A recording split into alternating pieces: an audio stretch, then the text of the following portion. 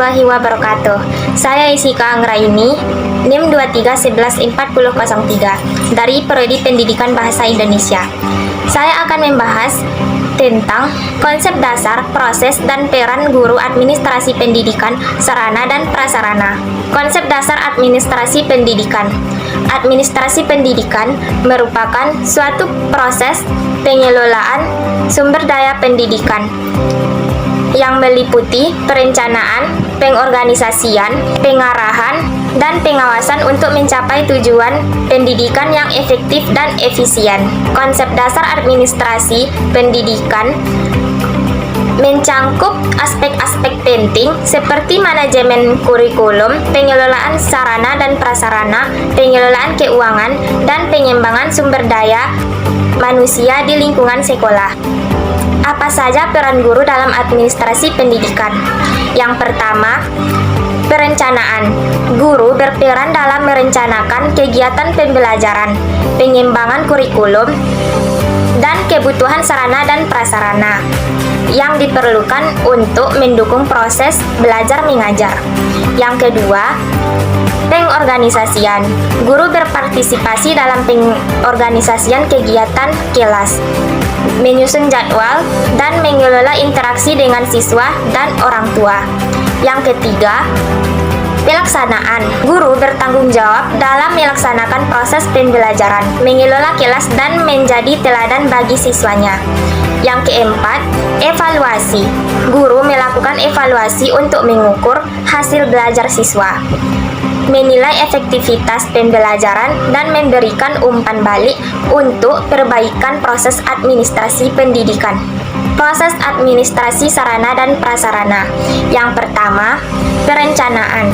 Proses administrasi sarana dan prasarana dimulai dengan melakukan perencanaan kebutuhan berdasarkan analisis kondisi dan proyeksi kebutuhan di masa depan. Yang kedua, pengadaan. Sebuah kebutuhan teridentifikasi. Proses selanjutnya adalah melakukan pengadaan sarana dan prasarana melalui pembelian, penerimaan donasi, atau kerjasama dengan pihak lain. Yang ketiga, pengelolaan. Sarana dan prasarana yang telah diperoleh kemudian dikelola dengan baik, termasuk penyimpanan, perawatan, dan pendistribusian sesuai kebutuhan. Selanjutnya, perencanaan kebutuhan sarana dan prasarana. Yang pertama, analisis kebutuhan. Proses perencanaan diawali dengan melakukan analisis kebutuhan sarana dan prasarana. Apa saja yang dibutuhkan dalam pendidikan tersebut. Jadi, perlu untuk menganalisis dulu. Yang kedua, penyusunan rencana. Hasil analisis tadi kemudian digunakan untuk menyusun rencana pengadaan sarana dan prasarana baik jangka pendek maupun jangka panjang dengan mempertimbangkan berbagai faktor seperti anggaran, prioritas, dan ketersediaan. Yang ketiga, penetapan skala prioritas.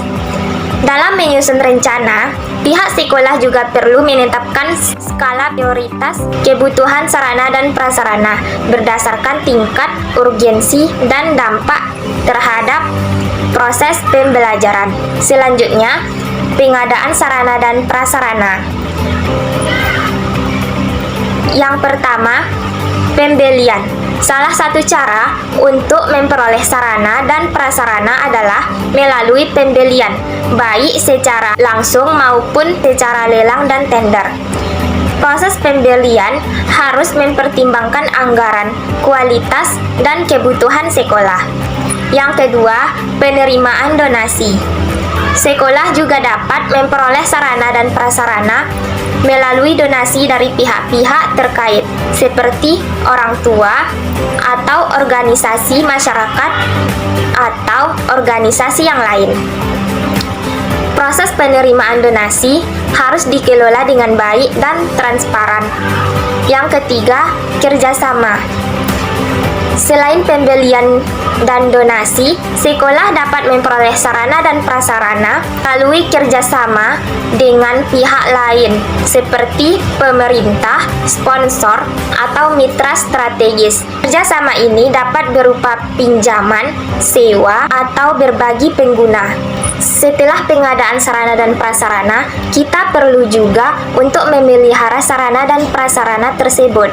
Yang pertama, dengan cara merawat rutin. Kegiatan pemeliharaan sarana dan prasarana dimulai dengan perawatan rutin, seperti pembersihan, pengecatan, dan penggantian komponen kecil yang rusak. Yang kedua, perbaikan. Jika terdapat kerusakan yang lebih serius, maka perlu dilakukan perbaikan oleh ahli atau teknisi yang kompeten. Yang ketiga, penggantian.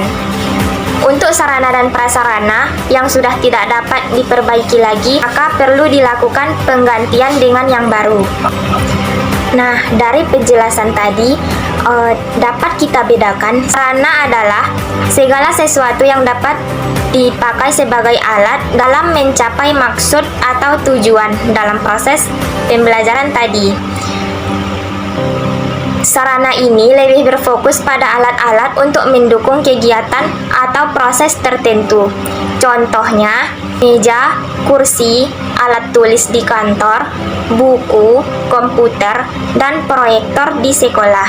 Sedangkan prasarana adalah segala sesuatu yang merupakan proses, termasuk di dalamnya usaha, pembangunan, proyek, fasilitas-fasilitas dasar yang secara tidak langsung menunjang kegiatan atau proses tertentu.